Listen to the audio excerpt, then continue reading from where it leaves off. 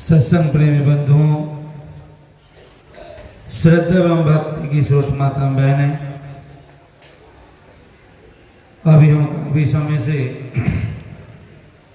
संत गुरुजनों के मुखारबिंद से जीवन कल्याण संबंधी विभिन्न पहलुओं पर विचार सेवन कर रहे थे। मेरे लिए भी आज्ञा हुई है, आज्ञापनार्थ कुछ विचार रखूंगा, क्योंकि समय बहुत अमूल्य है। हर व्यक्ति का जीवन समय से बंधा हुआ है, इसलिए कहा है समय है समय की धार है, समय है समय की धार है, नहीं चलता तो गुनहगार है। अरे समय को काटने वालों खुद ही कट जाओगे, क्योंकि समय दुधारी तलवार है। हर व्यक्ति का जीवन समय के अंतर से बंधा हुआ है। यदि हम अपने जीवन में एक वर्ष की कीमत जानना चाहते हैं तो उन छात्र छात्राओं से पूछना जिन्होंने साल भर पढ़ाई की हो, जब वे परीक्षा में असफल निकल जाएं, वो बताएंगे एक वर्ष की कीमत भी क्या होती है। इसी प्रकार हम अपने जीवन में एक महीने की कीमत जानना चाहते हैं तो उन छात्र छात्राओं से उस माँ से पूछना जिस माँ ने 8 मासीय बच्चे का जन्म दिया हो, वह माँ बताएगी एक महीने की कीमत भी क्या होती है। किसी भी प्रकार हम अपने जीवन में 1 घंटे की कीमत जानना चाहते हैं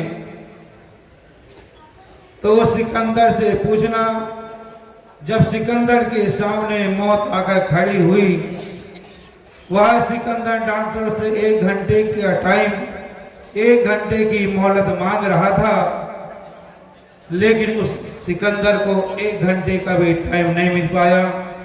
पूरी धन संपत्ति लुटाने के लिए तैयार था, लेकिन उस सिकंदर को 1 घंटे का भी टाइम नहीं मिल पाया।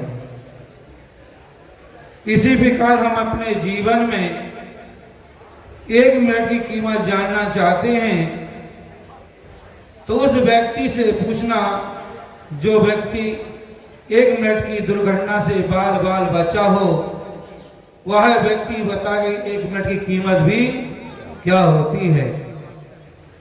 इसी प्रकार हम अपने जीवन में 1 सेकंड की कीमत जानना चाहते हैं तो उस धावक से पूछना, उस दौड़ने वाले से पूछना जिसे स्वर्ण पदक मिलने वाला था, वह रजत पदक में ही रह गया। इसलिए हमारे जीवन में टाइम की बहुत बड़ी विशेषता है और टाइम के रहते रहते हमको यथार्थ चीज को जानना है। जितने भी देर हम यहाँ बैठे बड़े शांति के साथ संत गुरुजनों की वाणी को श्रवण करें, पता नहीं एक ही शब्द हमारे अंतःकरण में धारण हो जाए तो जीवन की दिशा बदलने में टाइम नहीं लगता है। कहा जाता है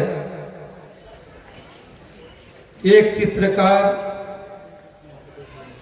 दुनिया की सबसे आकर्षित और बहुत ही सुंदर फोटो बनाना चाहता था,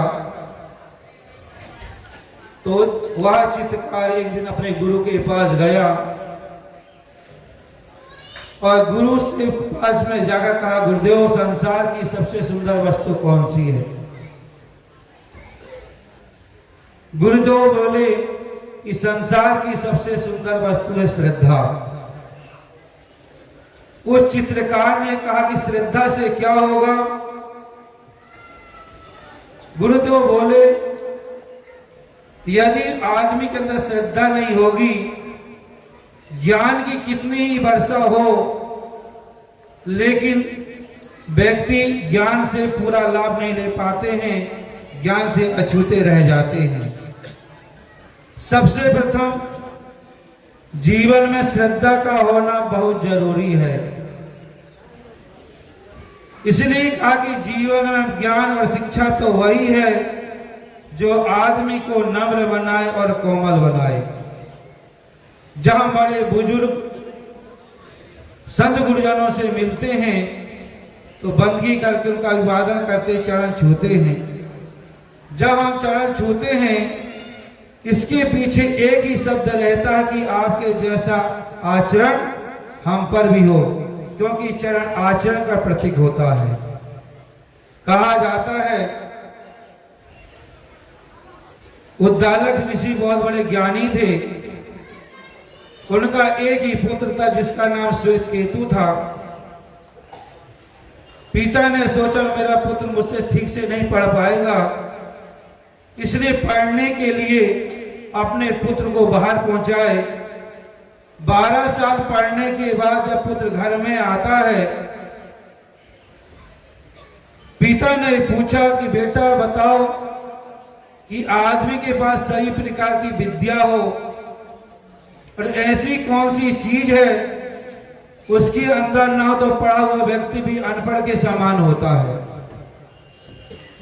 उसने कहा कि पिताजी मैंने सभी प्रकार की विद्या पढ़ा, 4 वेद, 6 साल, 18 पुराण, उपनिषद, लेकिन ये बात तो कहीं पर नहीं लिखी थी। उद्दालक ऋषि ने कहा जाओ अपने गुरु से पूछना, ये बात अपने गुरु ही बताएंगे। श्वेत केतु अपने गुरु के पास जाता है, गुरु से कहता है गुरुदेव ऐसी कौन सी चीज है जिसे ना पढ़ा जाए तो पढ़ा हुआ व्यक्ति भी अनपढ़ के समान है।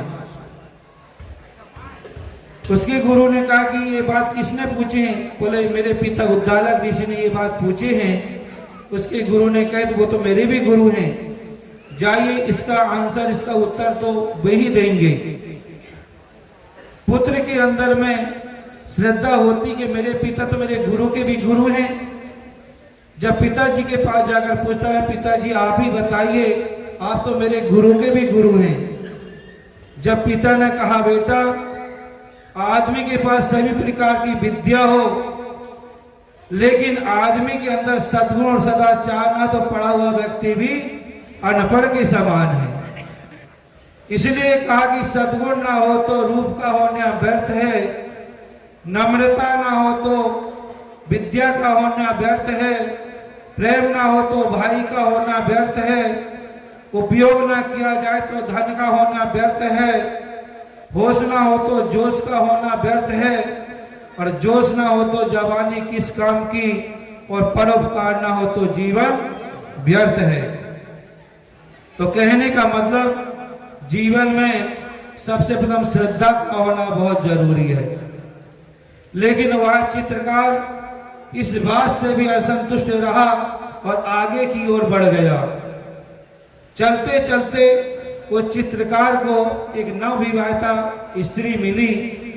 उसके सामने उस चित्रकार ने प्रश्न रख दिया कि संसार की सबसे सुंदर वस्तु कौन सी है। वह महिला कुछ समय रुकी और रुककर मुस्कुराते हुए उत्तर देती है कि संसार की सबसे सुंदर वस्तु है प्रेम। उस चित्रकार ने कहा कि प्रेम से क्या होगा?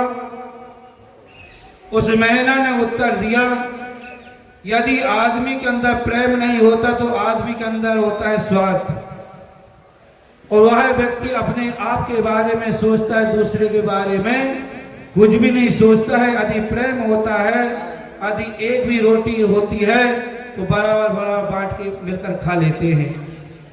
इसलिए जीवन में प्रेम होता है तो 80 साल का बूढ़ा भी जीने की दुआ मांगता है, और जिस घर में प्रेम नहीं होता है उस घर में 20 साल का जवान भी आत्महत्या करने के लिए भी तैयार हो जाता है।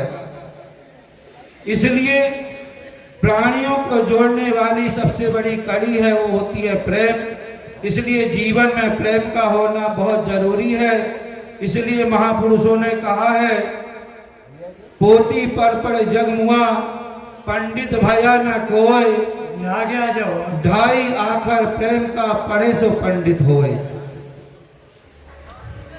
जीसस ने भी कहा कि लव इज गॉड, प्रेम ही परमात्मा है।